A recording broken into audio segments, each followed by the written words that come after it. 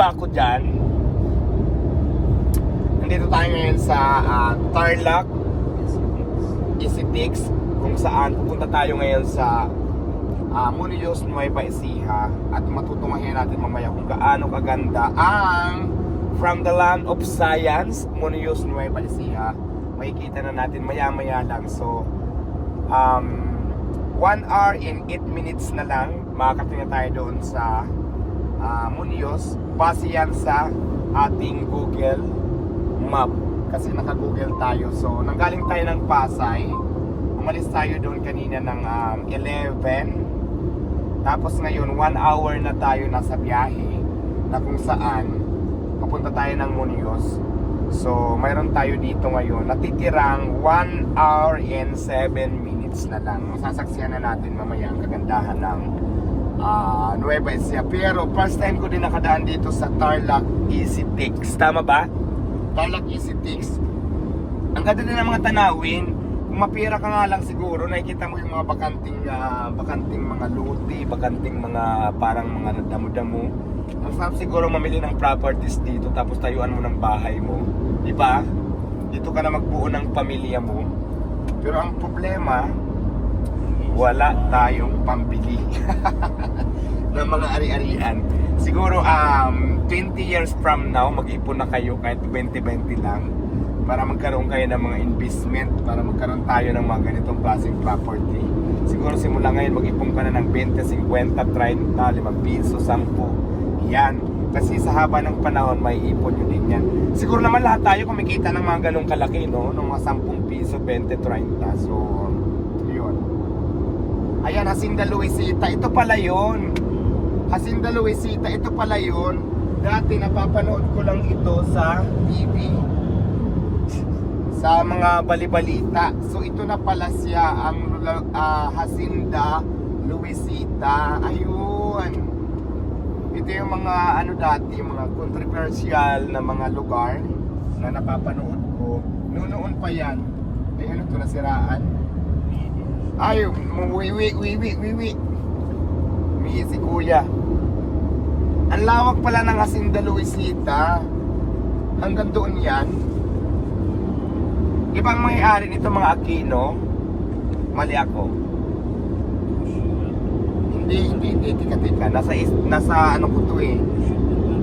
Hindi dati, ang alam ko dati dito, mga Aquino ang may-ari nito, mga kuwangko, mga ganyan. So hindi nila ako sure kung yun ang may-ari. Hindi ako sure kasi parang nag-reflect lang yan sa utak ko. Kasi maliit pa ako, naririnig ko na itong Hacienda Luisita. Tapos, ngayon, hindi ko in-expect na makikita ko ngayong araw na to itong lugar. So, ang saya naman pala na experience ko ngayon dito sa biyahe dahil marami akong natunghayan. Yung mga dati lang napapanood ko at naririnig-rinig sa mga chismosang kapitbahay, ngayon nandito na ako. At isa pa, ito pa, yung ang tawag dito, yung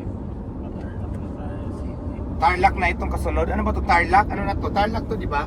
O Tarlac nga to, Hacienda Luisita. Tapos ang kasunod nito ay ang Nueva Ecija na. Ang Nueva Ecija naman, actually ang Nueva Ecija nakarating na ako before Santa Rosa, Cabanatuan, Bungabo, nakarating na nga ako, San Jose, Gimba. Basta marami na ako nadatnan kasi dati nagtitinda-tinda kami ng internet. Nagtitinda kami ng internet. Naging area namin to. Kasama ko pa nung si Fiona.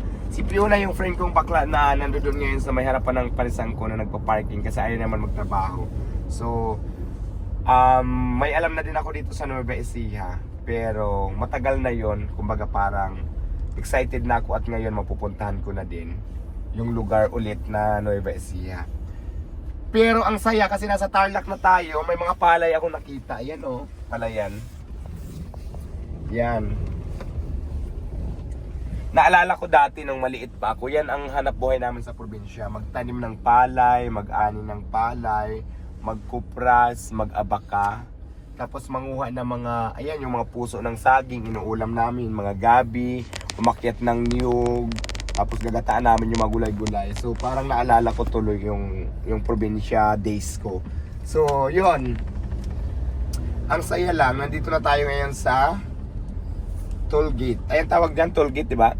Toll gate, papunta na tayo ng Nueva Ecija. 1 hour na lang in 3 minutes. Nandoon at makakarating na tayo sa ating location area. So, yun, abangan nyo mamaya. Dito lang muna ang ating video. So, abangan nyo mamaya ang pagdating natin sa San Jose, hindi San Jose pala. Muñoz, Nueva Ecija. So, for today's vlog, hanggang dito na lang muna ang ating video. Please like, follow, and share. Merry Christmas in advance. Happy New Year sa ating lahat. Mabuhay and God bless. Bye.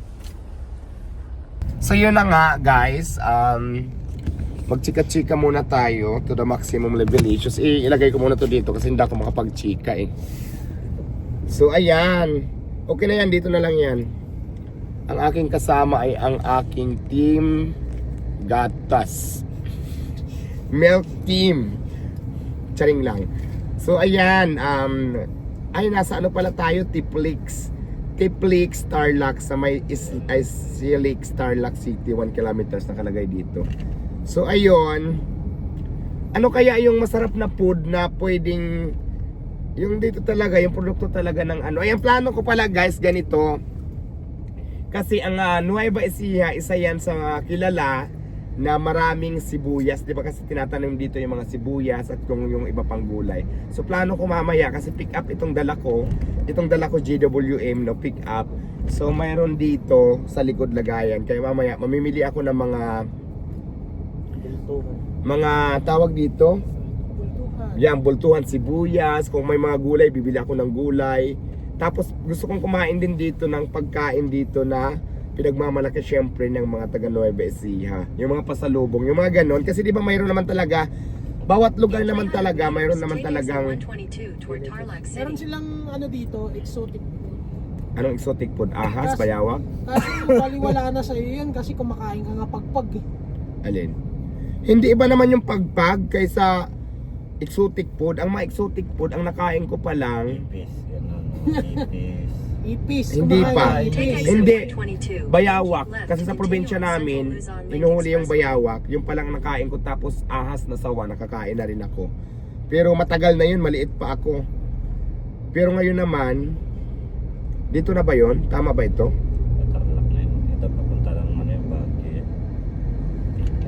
So ayan, lumiko na kami ng Silix. Anong tawag yan? Basta nandito na tayo, Tarlac na to. Ay, parang may nag-aaning palay doon. Tarlac. Ayan, baka mali yung nadaanan natin na. Basta mamaya, excited na rin akong kumain ng ano, ng yung ang tawag dito. Ay, kabayo.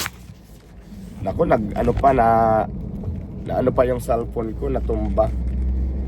Ang alam ko mayroon dito mga, hindi naman yan dito sa Nueva Ecija, yung mga itik eh. Sa ano yun eh. Pampangay. Basta kung ano na lang dito yung makita ko, kakainin ko mamaya. Nagugutom pa naman na ako. Kahit yung mga gidli-gidli lang na mga kainan, yung makikita natin. Masarap nga kumain ng mga ganyan, mga tusok-tusok, yung mga ganun. May na 8 minutes ka na. So, ayun guys, abangan nyo na lang mamaya. Ito lang muna ang ating first batch, ang ating i-upload. Tapos, ang ganda ng tanawin o dito. Ayan. Diba? Nakaka-relax yung ano dito, yung mga paligid kasi mga palayan, mga kahoy, at saka parang napaka-peaceful dito. O, napaka-peaceful. Ano yun, sa tilapia ice cream. Ano? Tilapia ice cream. Ayan, may tilapia ice cream daw dito. Sana matikpan natin mamaya. So hanggang dito lang muna ang video natin. Please like, follow, and share. Bye!